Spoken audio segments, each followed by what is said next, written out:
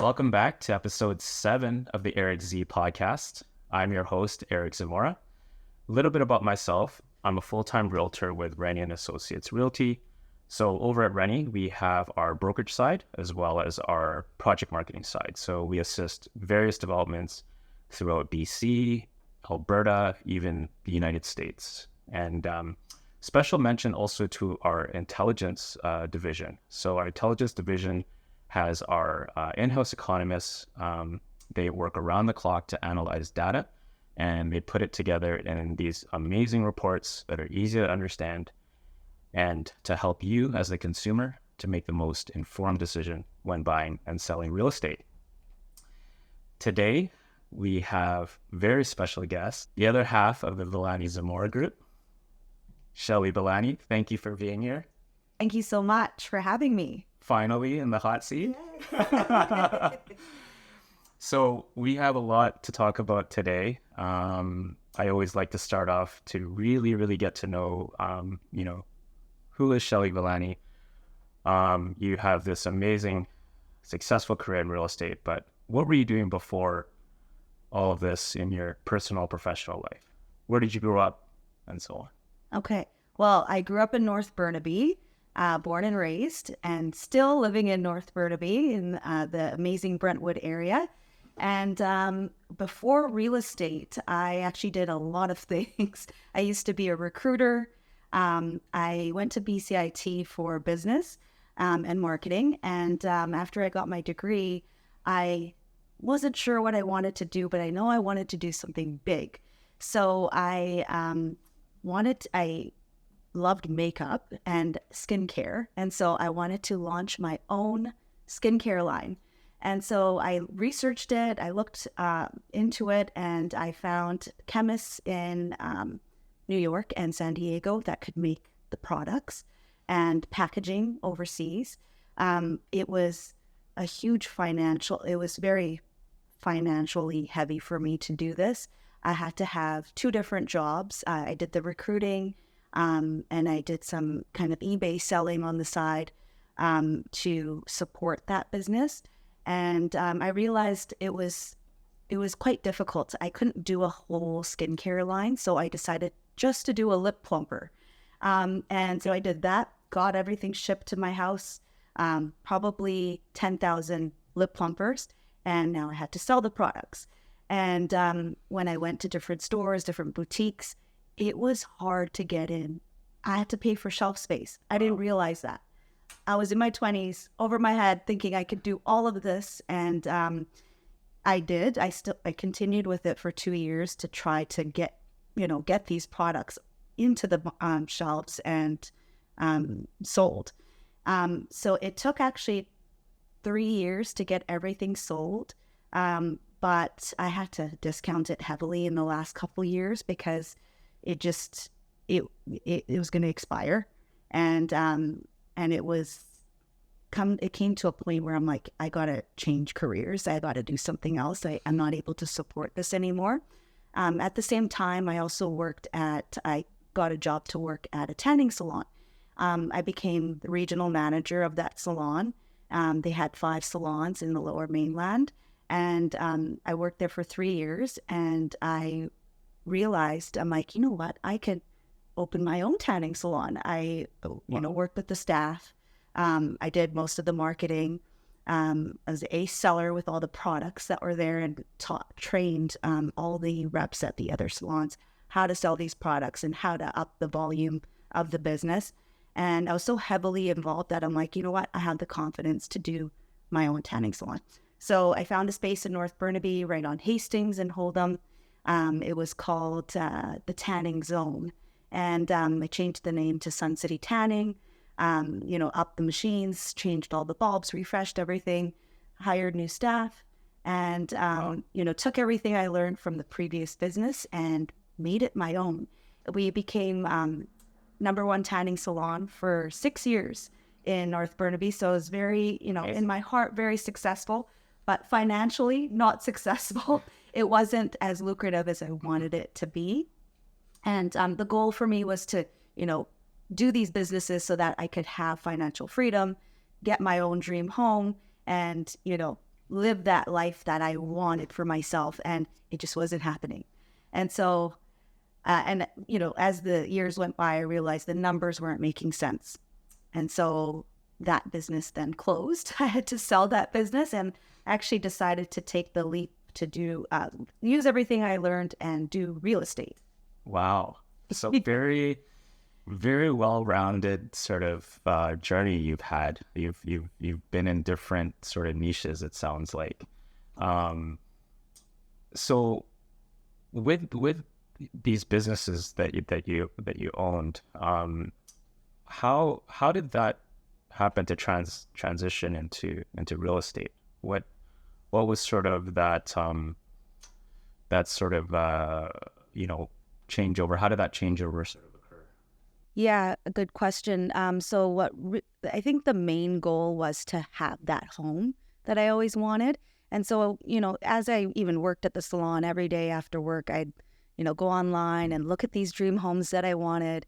And when it came down to selling the salon, I actually had to work with a commercial agent to help me sell that salon. I tried to do it myself, but as people, approached me, I didn't have the full confidence to, make that transaction happen. Plus, it was biased because I was selling it myself.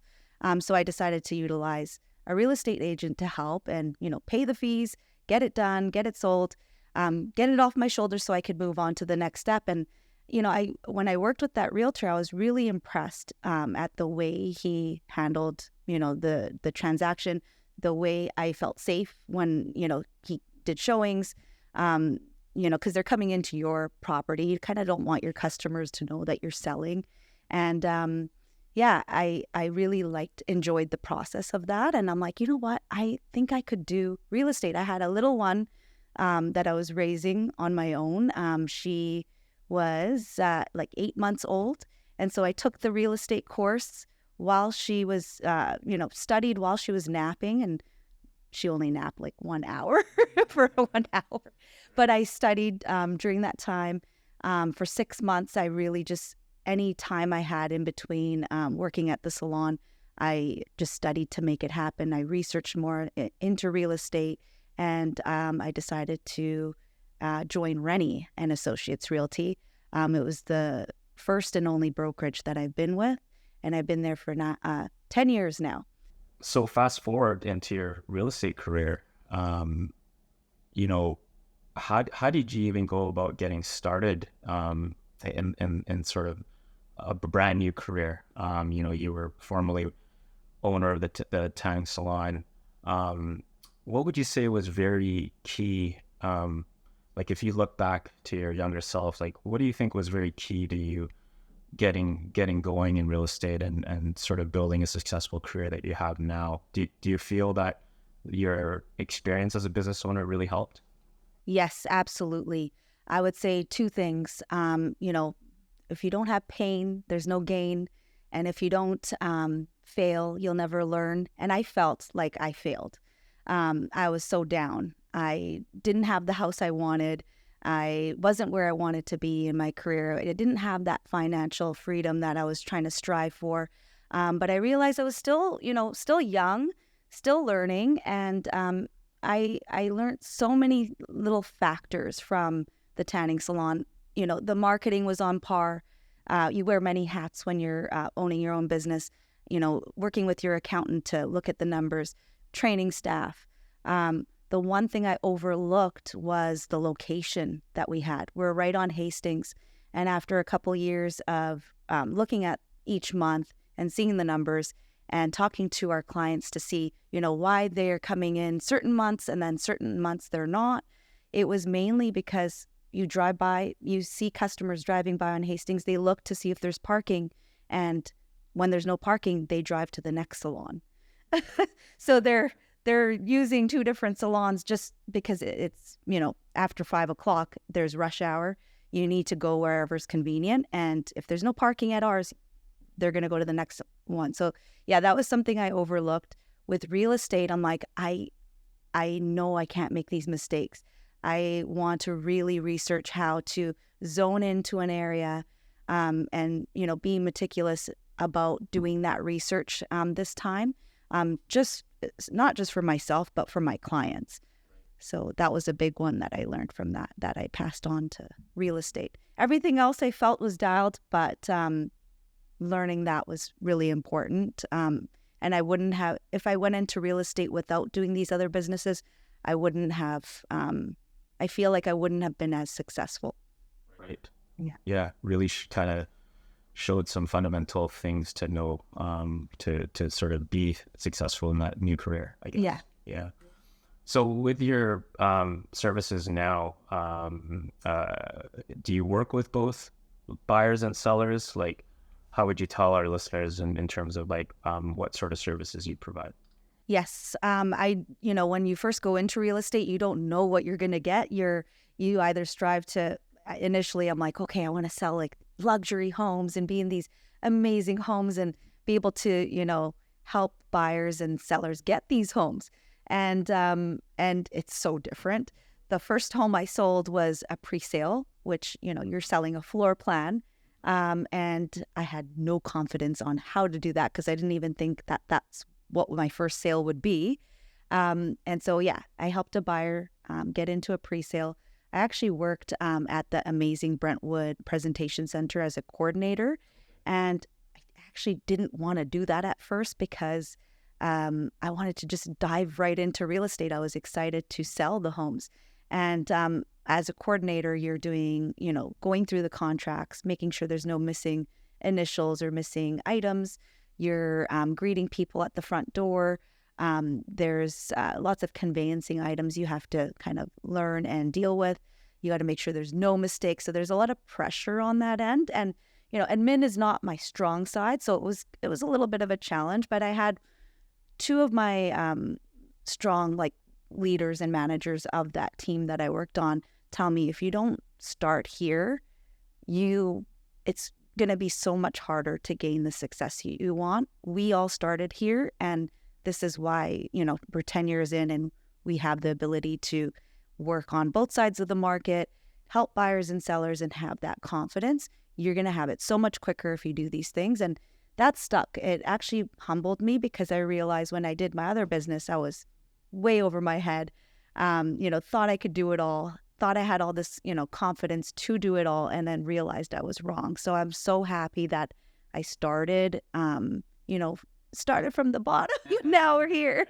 And not even the bottom, you got paid well for what you did, and actually helped because I needed the income on the side to, before you made that first sale. And the first pre-sale sale I made, you don't get paid until that building's built. So it was a struggle for sure. Yeah. So I guess it also taught you a lot of those skills that are that lay the groundwork for, being an expert in your field. Yes. Yeah. Yeah. Yeah. Indeed. Looking at contracts, looking through all the different processes that are involved. Yeah. Yeah. Because you could have all the customer service. You could make sure your client feels comfortable with everything that they're buying. You could know everything about the product. But then when you're going over that contract with the client, if you don't have that confidence of what each term means, how are they going to feel safe buying that home? How are they going to feel that they can trust you? So I'm so glad I learned all that groundwork, because it actually took me a good year to feel comfortable even reading the contract to a client. Every time it's almost like you have to keep practicing it, because the questions that get thrown at you aren't always easy. Right. Sometimes they'll be like, what's force majeure? And you can't bullshit it. Right. So, you have to really, really know your stuff, and people appreciate that, and they will call you out when, you're making stuff up. So sure. And I've heard agents kind of like, oh yeah, I'll look into that for you, or it means this and it's not. You're listening to them. And so, right. Yeah. And my thing is I want to make sure I know what I'm talking about. That's very important to me, and that yes, my clients feel confident in the end. Right. So representing a buyer on the pre-sale or, an existing property, do you also work with sellers selling a property for them? Yes. And that's my favorite thing to do. I love to list homes, especially because of the marketing background that I have. I love looking at making sure that the photos are dialed, coordinating with all the trades, stagers, videographers, drone footage to make sure that listing looks perfect on the market, better than the competition. And I get so much satisfaction out of seeing like how we sell a higher number than, we break a record in the building. And I always feel it's the marketing and it's the strategy. So as as the years went by into real estate, I would say my second year, I was working with more sellers. And even now, I feel like I'm more seller heavy than buyer heavy. I love working with buyers, but for some reason, the business comes more as listings for me. Right. Yeah. So you mentioned staging. Yes. So, at Vellani Zamora Group, very, very important key component to our marketing. Yes. Yeah. How would you define staging, and why is it so important to a seller to do that on their listing? How would you define it? Because there's a couple different ways to do it, and why does it bring the best results? I would say staged homes sell for 10% more. I've done the research on our listings and compared it to our neighbors' listings, and on average, sometimes even more, sometimes a little less, but on average, 10% more. Right. Yes. And is staging always about bringing in furniture, or is it sometimes putting up decoration? What are the different ways, and how can it be sort of executed for the sellers? Okay. So yeah, this is the one thing where it's sometimes you mentioned that, we should stage your home, and, sometimes sellers feel a little bit uncomfortable because it's their home. They don't want to be feeling like they're living in a hotel and, having other items in their home when they have to declutter anyway. But a lot of what we do is just decorative. So our team will come in, amazing designers. They'll see, what you have. You have a gray couch. You have some, let's say, red pillows on it. That might not appeal to the big audience that we have, to reel our buyers in. And so what they'll do is they'll look at, the artwork that you have. Maybe they'll see that it's very empty in the home. They might want to fill it up, warm it up, make it cozy. So they might utilize that one red pillow, take the rest of the red out just to tone it down a bit and add some neutral colors to it. And then they'll tie it in with pieces that you have in your home already. A lot of the time they'll add some like green plants. They'll add like a throw blanket just to give it that warmth.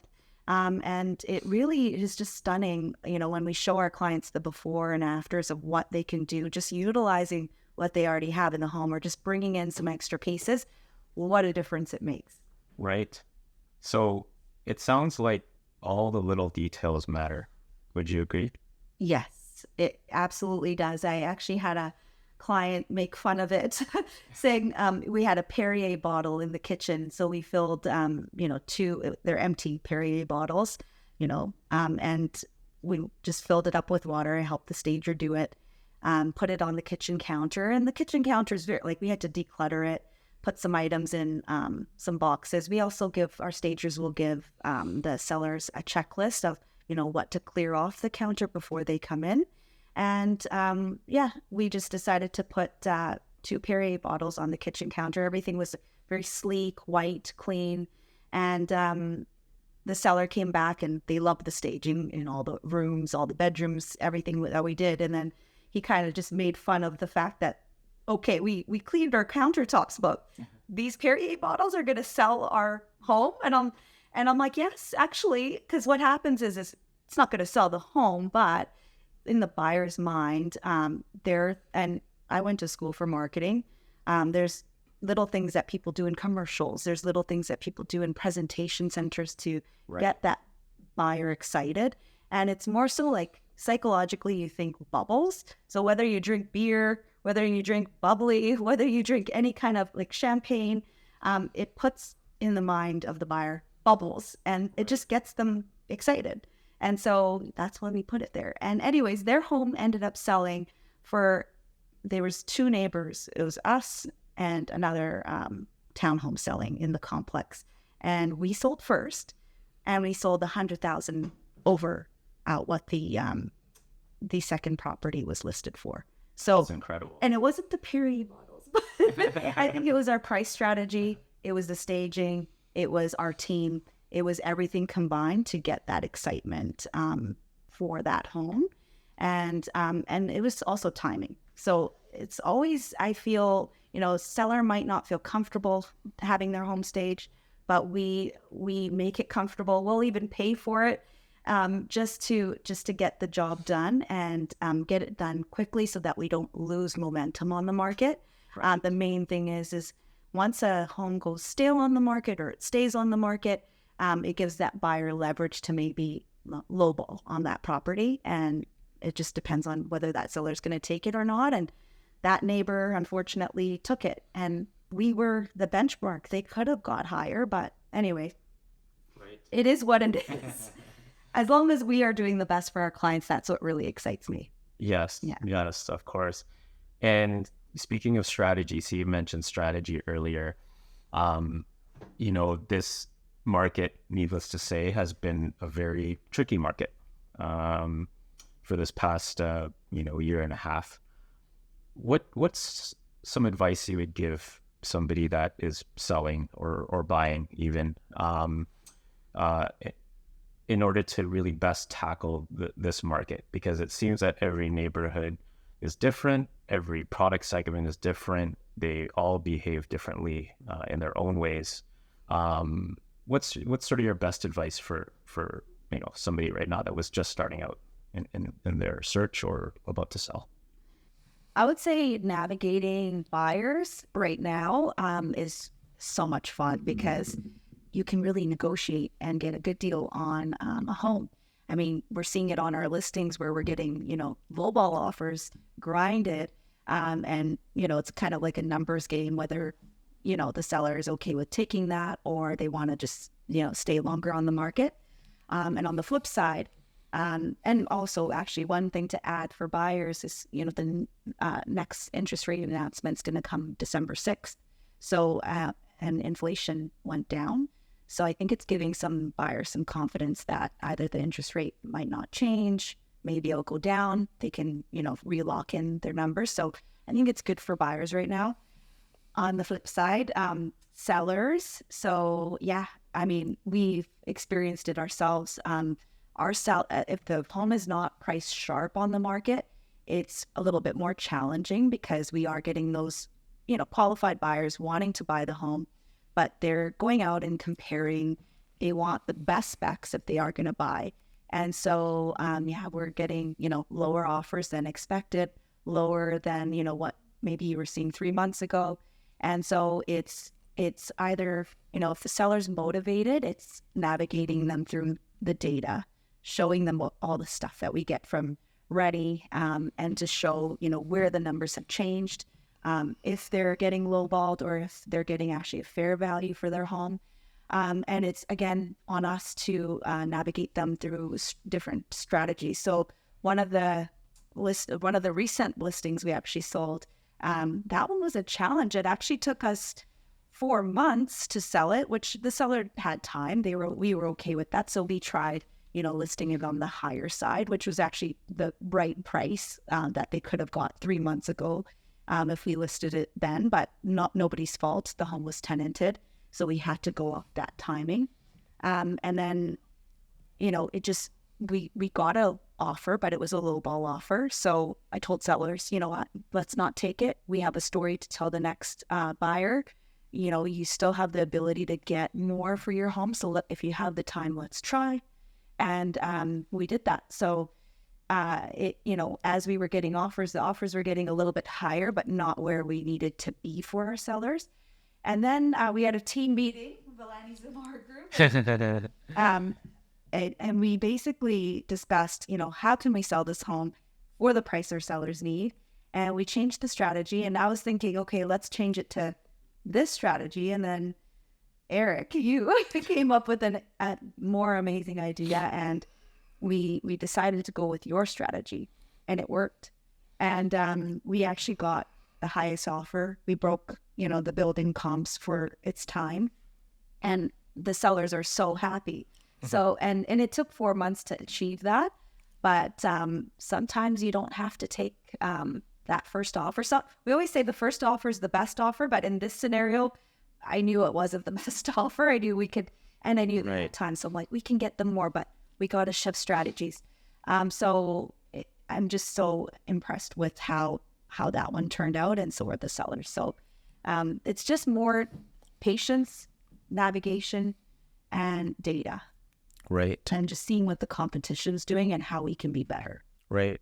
Do you find that communication is also very key to like sort of that success at the end of it? Because, you're sort of, everybody's informed of what's going on. And do you find that constant communication sort of helps to, tweak where needed, revise strategy where needed, and so on? Do you think that's like a very big part of it? It's huge. When I first started real estate, I didn't realize how much communication you really need in so many ways, whether it's with the other buyer's agent, or whether it's with your sellers, or your client. In this time that we're in, where there's a lot of uncertainty, things are changing by the week, interest rates are changing, every couple of months. I'm finding the sellers are, they're wanting to get the reports the minute after you show that home.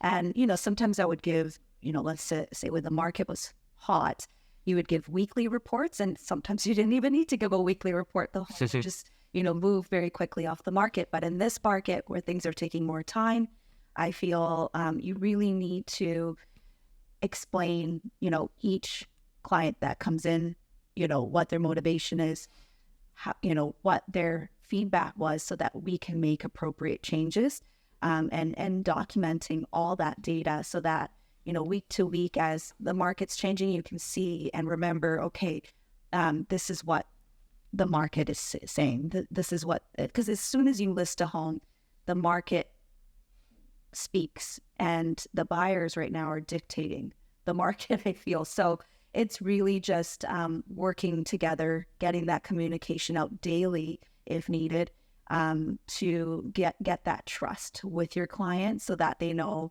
it's not you, it's not the market. Maybe it's the market, but you're doing your best to guide them through it and explain what's going on. Right. So we all don't have a crystal ball, but based on, your experiences out in the field, how do you think this temperature that we're facing right now is going to continue into next year? And what's your fun sort of prediction of how things are going to look next year? Oh gosh, crystal ball.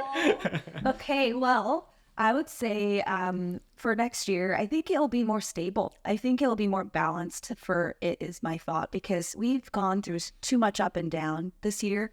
And, I hope that inflation continues to come down. I think the interest rate might either balance out or go a little lower. If it goes up, I don't know. It just doesn't make sense if it goes up. But I feel the buyers that have been sitting on the sidelines this year will realize that, this is kind of what it is. I don't see the rates going down to 2% again. And, these buyers, even my own clients, they are motivated to buy. So I think they'll come around. And there's a lot of situational buys still happening, situation sells where, somebody wants to downsize. They bought something like a pre-sale investment. Maybe they have a few and they want to sell one, and it gets that first, it's an entry-level price point where it gets that first-time buyer into the market. So, and this year I saw, even with the ups and downs, buyers are still buying. I just feel like next year might be a little bit more balanced, and people will be used to what's happened, and it will be the new norm.